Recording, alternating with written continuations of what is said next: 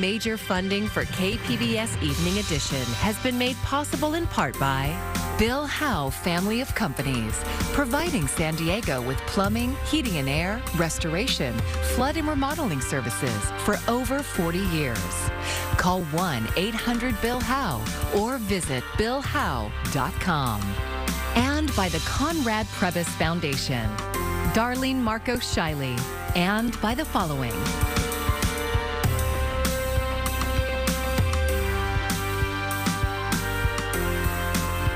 And by viewers like you. Thank you.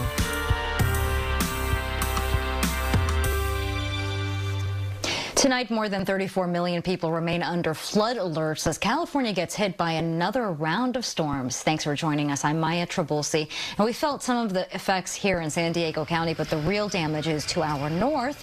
Evacuations are continuing while many roads are closed because of flooding, mud, and rock slides. Mike Valerio begins our coverage in hard-hit Montecito near Santa Barbara. Trees toppled, homes underwater, and roads washed away as California deals with historic flooding. I've never seen anything like it. This storm, the latest in an unrelenting parade of severe weather to thrash the West Coast in recent weeks, saturating the wildfire and drought-scarred soil and giving the water nowhere to go. We have had 5 atmospheric rivers come into California over 2 weeks. Everything is wet, everything is saturated, everything is at a breaking point. Mass evacuations continue as roads are closed across the state because of mud and rock slides. It was like 2 feet of mud and water coming down the street and out of the houses, so it was pretty scary. Rescue crews statewide are working around the clock, walking stranded drivers to safety after a mudslide shut down Highway 126. Rescuing 2 people in this sinkhole near Santa Clarita, and airlifting an elderly couple and their dog from their Monterey County home. We were looking out the window, and then we saw the bridge go. And when that bridge went, there's no way out. Southern California will see a break in the weather Wednesday, but more rain and flooding are expected across northern parts of the state. We hope that the storms that are coming through, this compounding impact, that we'll be able to continue to mount the response necessary to protect our people. In Montecito, California, Mike Valerio, KPBS News. San Diego was never forecast to get the amount of rain that has fallen in Santa Barbara and some of the LA area over the last 24 hours, but local forecasts had San Diego getting up to an inch. Today, KPBS reporter John Carroll looked into why the rain forecast here fell short. The forecast said high winds and up to an inch of rain in San Diego today. The wild ride this parasurfer is on makes one thing clear: the winds showed up. But the rain? Well, how much you got from this latest atmospheric river charge storm depends totally on where you live. Example, as of noon today, San Onofre had received a little over an inch of rain, but at San Diego International Airport, just 3/10 of an inch. Still, National Weather Service meteorologist Alex Tardy says we'll get more before this storm moves out. We'll probably pick up a ½ inch this afternoon in San Diego, and places like Escondido, maybe 1 inch of rain. Tardy says it's tough to make pinpoint forecasts for exactly where an atmospheric river is going to dump heavy rain until just a few hours before it comes on shore. A difference of just 50 or 60 miles can translate into a significant difference in the amount of rain you get. If you take a look at like one location east of LA where they got 5 inches, 6 inches of rain, and then you hop down to, let's say, Irvine, California, where they got just an inch. That's the nature of not just the forecasting, but the nature of how narrow these rain quarters can be. So will newer, faster computers be able to make better forecasts in the future? Maybe, says Tardy, but the drive toward more accurate forecasts is now geared toward getting better data to put into the computers. California scientists are now taking a page out of their East Coast counterparts' playbook, the ones that fly into hurricanes. They are flying airplanes into the atmospheric rivers to learn more about how they form and develop. And the end result will be what you're talking about: better data, a more precise forecasting with a higher confidence and longer lead time. Longer lead time that will allow Californians to prepare for everything from torrential mudslide-inducing rain or just some gentle scattered showers. John Carroll, KPBS News. And as was mentioned, more rain is on the way from Northern California, but will it reach us here? We'll have more coming up in your complete weather forecast. Governor Gavin Newsom is laying out his spending priorities for the upcoming fiscal year and has projected the state is in a $22.5 billion budget deficit. That is a big change from the $98 billion surplus Newsom had last year. The state of California has about $35.6 billion in reserves, but Newsom said that he would not tap into those reserves. The governor said he will delay spending commitments, reverse recent budget resiliency measures, and shift some funding sources to mitigate cuts. History was made at the County Board of Supervisors meeting today when Supervisor Nora Vargas became chair of the governing body. KPBS reporter Alexander Nguyen was there and brings us this story. Chair Fletcher, that motion passes unanimously with all supervisors being present and voting aye. With that, history was made. Nora Vargas is now the first Latina and immigrant to lead the Board of Supervisors, and it's not something she takes lightly. I was born and raised in Tijuana. I'm proudly a very, binational immigrant, first Latina, first woman of color to serve as chair of the Board of Supervisors. And I share this because I think it's important to remind folks that this county is their county. Vargas replaces Supervisor Nathan Fletcher, who was chair for 2 terms. Last month, he announced he would not seek a 3rd term and would nominate Vargas as his successor. Some of her legislative priorities for this year include community infrastructure, homelessness, and housing. We are going to be faced with some tough times, right? We're transitioning from the pandemic. Many of our folks are really suffering. We still have folks who are going to sleep, kids who go to sleep hungry right now, people who don't have shelter. We need to make sure we have more housing. So for me, it's about making sure our families come first so that they have access to food and the services that we could provide in the county. There was also another historic moment Tuesday. For the first time in the county's history, 2 women will be leading the board. Supervisor Tara Lawson-Reamer was named as vice chair, but she says it means so much more than that. We have real diversity in our leadership.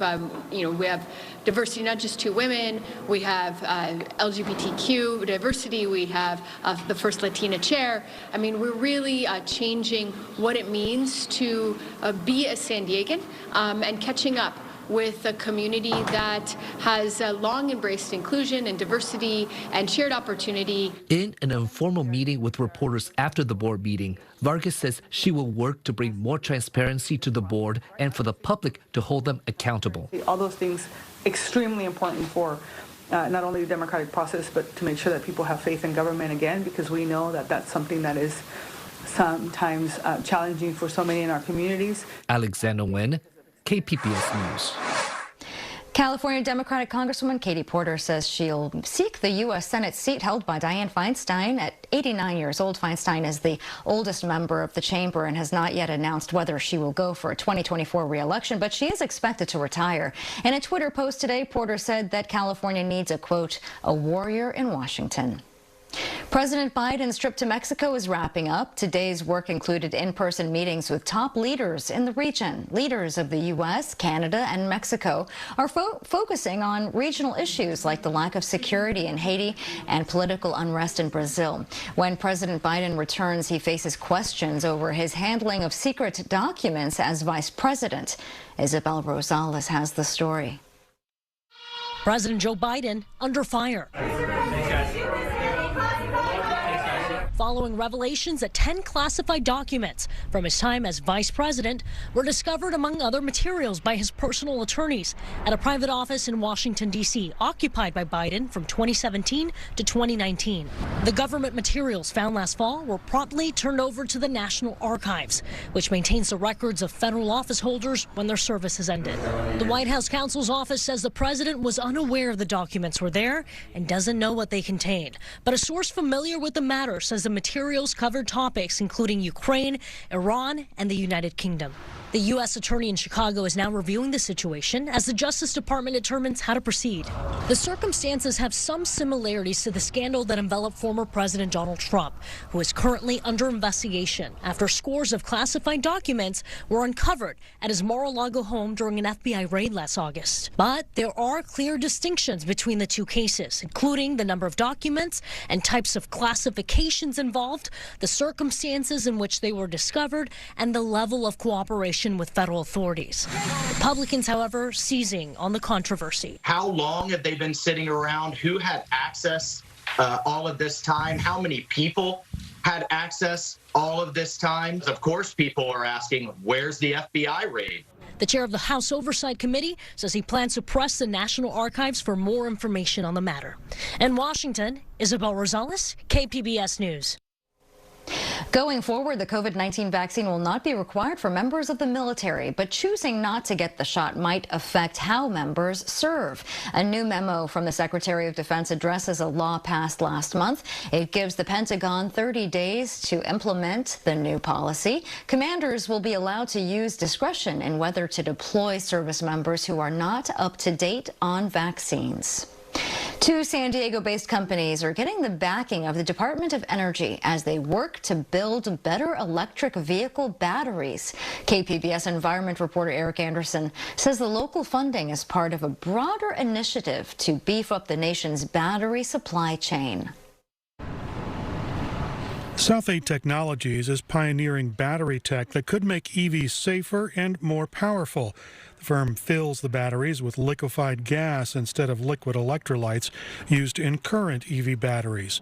And the federal grant will invest $3.1 million into the venture. The South 8 technology reduces the battery's fire risk, allows the battery to hold a charge in colder temperatures, and lets the device store more energy. There are a lot of groups out there pushing for so-called solid-state batteries, which, as the name implies, it's a solid material which conducts lithium ions.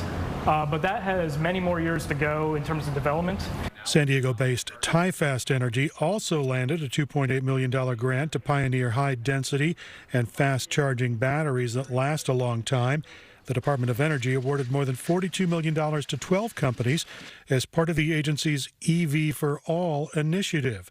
It is an effort to build a domestic battery supply chain. Just a few months ago, we put out $2.8 billion just from the Department of Energy in one grant announcement to build battery manufacturing, again, here in the U.S. The federal initiative will create an estimated 85,000 manufacturing jobs, and Turk says it's important that all of the potential jobs are located in the United States. Eric Anderson, KPBS News. San Diego Gas and Electric is letting customers know help is available for those struggling with higher bills. The utility is setting aside $1 million, and that money will pay for $300 one-time grants for past due accounts. Those interested should call 211 for details. Customers are seeing a huge spike in their January bills due to rising natural gas prices. Gas stoves might become a thing of the past in the U.S. The Consumer Product Safety Commission is considering a ban due to concerns about indoor pollution. California is already phasing out gas-powered furnaces and water heaters by 2030. And starting this year, new home construction must include wiring for electric appliances. The need for housing is impacting small businesses in a once popular hub for dining and entertainment. KPBS North County reporter Tanya Thorne shows us the plans to redevelop Old California Restaurant Row in San Marcos. Old California Restaurant Row was once a popular destination for North County families. But the scene looks very different these days, with lots of empty storefronts as leases expire and the spaces aren't rented out. My feeling is that the previous owners really let the place go, which is why a developer came through in the first place and saw an opportunity to tear it down and start fresh. Erin Harper has been with Old Cal Coffee House for 12 years. She started out as a barista and worked her way to owner. Restaurant Row got sold in 2020. Her 5-year lease was supposed to be up for renewal in 2021. There was no offer of a new lease. It kind of just rolled into month to month. So that was when we figured out that their plans weren't to really work with us or preserve us. At least, we weren't being told anything. Then Harper found out plans were in the works to redevelop the center. plans that don't include most of the original buildings. The new owner has teamed up with developer Lennar Homes to build a mixed-use development that includes 202 housing units and some commercial space. The businesses being displaced are now having to rethink their long-term goals. For Harper, that means relocating and rebranding. Old California Coffee House is directly tied to Old California Restaurant Row. And without Restaurant Row, to me, the name kind of just sounds like old coffee. She has the new name, Ascend Coffee Roasters, but she hasn't settled on a new location yet. Not too far from the coffee house, Jim Hadley owns 55 Yard Line Sports Bar. This was going to be our retirement, run it until, real good, and then when we call it quits, sell, take our money and retire. So now that's out the window. Hadley didn't want to show his face on camera. Hadley's lease will be month to month after February. He has about a year and a half to figure out his next steps. It's just defeating him to see this property in general go away. We've been in this town for 31 years, so we've seen it grown, and this was the epicenter of the town, and to see it just disappear, it's sad. Hadley says he understands the town is progressing, but he doesn't think the infrastructure is set up for that growth. San Marcos Boulevard is terrible to drive on. The 78, forget about that, and it's just getting more and more. San Marcos Mayor Rebecca Jones recognizes the traffic concerns and the need for housing. She says she also talked with the developer about preserving history. Yes, we need housing. However, it's important to remember that this is something that the community really cherishes as far as the quality and the history of San Marcos, because truly Restaurant Row was part of what's put San Marcos on the map. She says the city expected changes for the site when it got rezoned for mixed-use development more than a decade ago. Not that it would change right away, but that it would change at some point in time. We reached out to Lennar Homes multiple times to ask about the project, especially what kind of housing is in the works. But no one from the company was available for an interview. Whatever is in those plans, Erin Harper at the Old California Coffee House says she hopes they keep some of the elements that make Restaurant Row so unique. And I'm hoping that they'll really preserve the character and what people love about Restaurant Row, because like the wood beams and the tile work, this isn't just some run-of-the-mill cookie cutter development. This place has a lot of character, and I think we need to work to preserve that, as well as the hardworking business people here. Work is expected to start in the spring on an environmental impact report for the development. Tanya Thorne, KPBS News. More than half a dozen people today urged the San Diego County Board of Supervisors to settle a wrongful termination lawsuit against the county's public defender office. Ex-Deputy Public Defender Michelle Reynoso is alleging that the county fired her for complaining about what she viewed as racist comments made by a supervisor and because of her off-time work with Black Lives Matter. So to sum it up, in San Diego, we don't always agree on the way that the county spends our money. But in this case, we cannot afford to agree to disagree. So again, the writing's on the wall. Please don't waste our money pursuing this.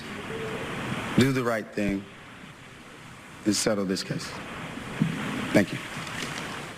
Last week, a San Diego County jury awarded $2.6 million to former Deputy Public Defender Zach Davina, who had filed a wrongful termination suit against the county. Davina, who is gay, alleged that he was fired because of his sexual orientation. Reynoso's case is scheduled for trial next month, and you can go to kpbs.org for more details on these cases.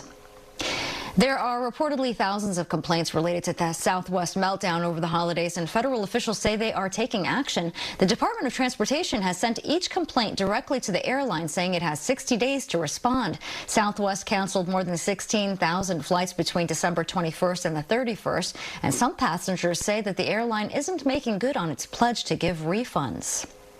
Extreme weather has cost the United States more than $1 trillion in just the past 7 years. That is according to a new report from the National Oceanic and Atmospheric Administration, also known as NOAA. Last year's price tag alone was $165 billion. Hurricane Ian, the costliest storm of 2022. NOAA also attributes more than 5,000 deaths to extreme weather over the past 7 years. Well, we're talking lots of weather here today. We're starting off with your weather headlines. Moderate to heavy rain here throughout your day on Tuesday. It is going to be windy, gustier near the mountains and in the desert, and snowfall. We're dealing with some snow above 7,500 feet. This dangerous storm continues to wreak havoc across the state of California, churning in the Pacific, coming on shore, tapping into that atmospheric river of moisture off of this counterclockwise rotation that's going to allow this big batch of moisture to just flow through the state of California, creating devastating impacts throughout the state. Tuesday, we have heavy rain throughout most of the state of California, north of the Bay Area, even too, and south for Southern California near Los Angeles and San Diego. It is also going to be very, very windy too. As we make our way closer to the foothills of Sierra Nevada, we're talking heavy snow and then a mix of rain and snow through northern Nevada. Storm impacts though throughout your day on Tuesday. We're in that catastrophic to extreme category along the coast. Similar story closer to the foothills of Sierra Nevada. Life-threatening flooding going to be possible, and we're even experiencing some of those impacts with heavy rain and gusty winds across the southern portion of California.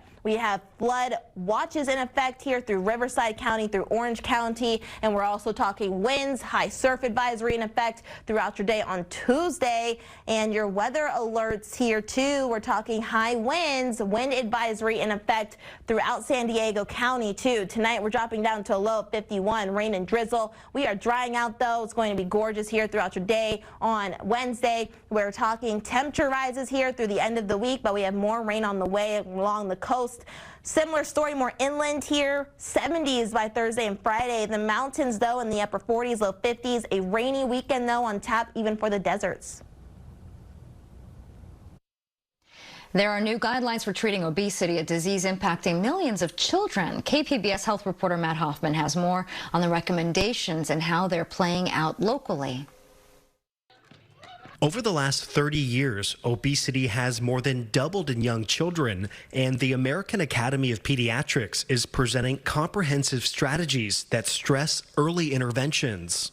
Pediatricians across the country have been waiting for this for a very long time. There was always lots of ideas or thoughts or discussion about what to do, but never this level of evidence to really support our decision making. Dr. Natalie Muth is a pediatrician at Children's Primary Care Medical Group La Costa. She's also a spokesperson for the local chapter of the American Academy of Pediatrics. There had been an approach of like, see how they're doing, check in a couple months, wait and see how it goes. And we know now that that is not what we need to be doing. We need to be acting and intervening immediately when we identify that a child has obesity, as young as 2. New guidelines point out that it can be an early indicator of trends that could continue into adulthood.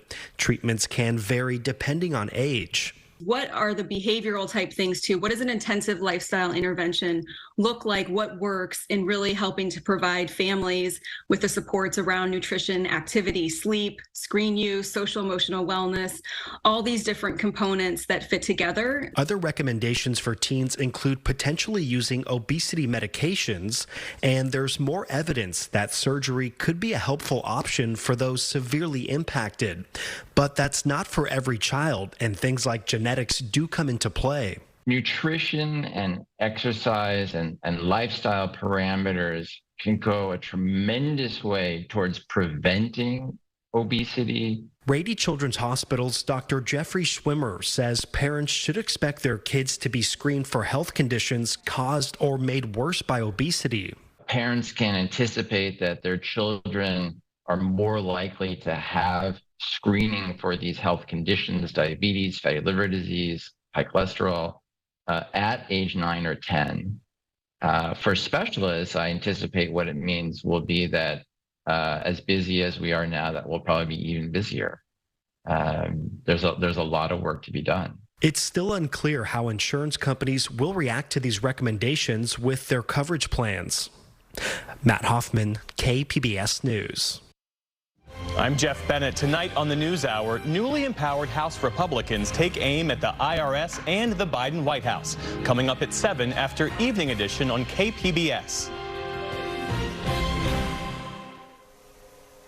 Tomorrow, San Diego Mayor Todd Gloria will deliver his State of the City address, the first delivered in person since 2020.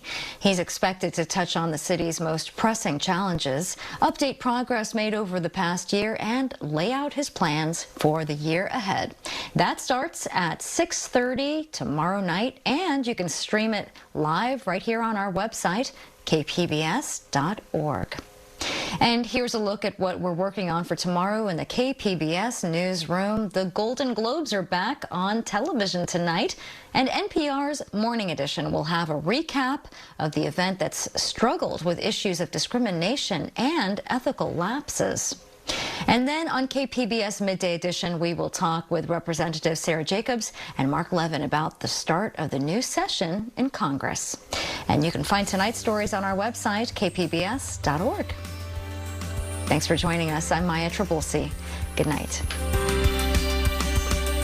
Major funding for KPBS Evening Edition has been made possible in part by Bill Howe Family of Companies, providing San Diego with plumbing, heating and air, restoration, flood and remodeling services for over 40 years.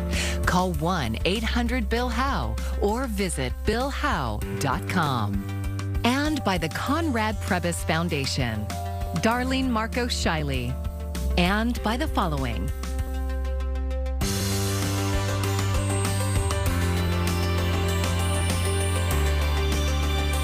And by viewers like you. Thank you.